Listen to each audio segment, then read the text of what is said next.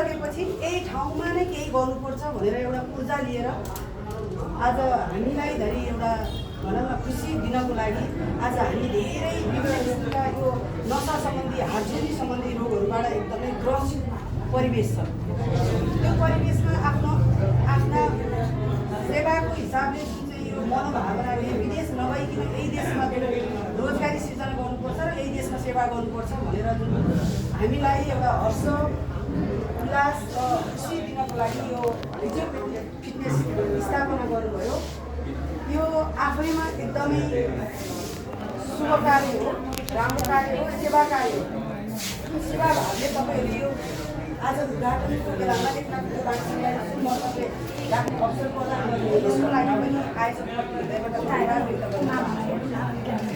हामीले छोराछोरीहरूलाई 12 कक्षा पास गर्ने बित्तिकै यो देशमा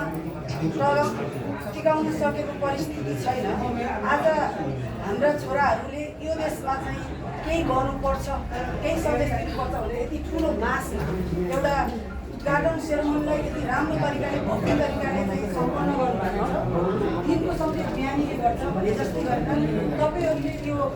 केवल तपाईँको लागि होइन, हाम्रो लागि सेवाको लागि तपाईँहरूले उद्घाटन गर्नु आज ओपनिङ गर्दै हुनुहुन्छ। यहाँ हाम्रा मम्मीहरू बुवाहरू हुन्छ, हामी आफै पनि म पनि हार्टजुनीको एकदमै लामो समयबाट ग्रस्त आदरणीय भरत सर यही हुनुहुन्छ। धेरै पटक उहाँसँग मैले सेवा पनि लिएको छु। आज यो एउटा भनौँ न एउटा रिसर्चको आधारमा हामीलाई हच्चाको भरमा होइन कि तपाईँलाई के प्रब्लम छ त्यो प्रब्लमलाई चाहिँ आइडेन्टिफाई गरेर त्यो प्रब्लमलाई सल्भ गर्ने तरिका जुन चाहिँ यो फिजियो फिटनेस सञ्चालनमा आएको छ। यसले हामी समग्र एउटा योसँग पीडित भएका हार्टजुनी नसा बात लगायत धेरै हामीलाई ज्यान जोखिमदेखि धेरै कुराहरूको प्रब्लम हामीले बोकेर हिँड्नु परेको छ। मलाई लाग्छ, मलाई विश्वास छ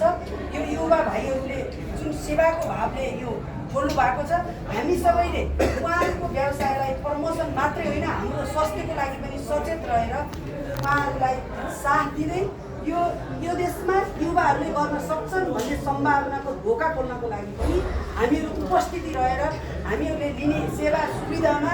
यहाँ आएर सेवा लिइदिनुन पनि म एउटा निजी क्षेत्रको नेतृत्व गर्ने हिसाबले पनि भन्न चाहन्छु र फेरि पनि बधाई दिन चाहन्छु उहाँको अभिभावक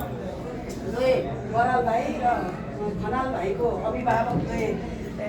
बाबा मम्मी र उपस्थित हुनुभएको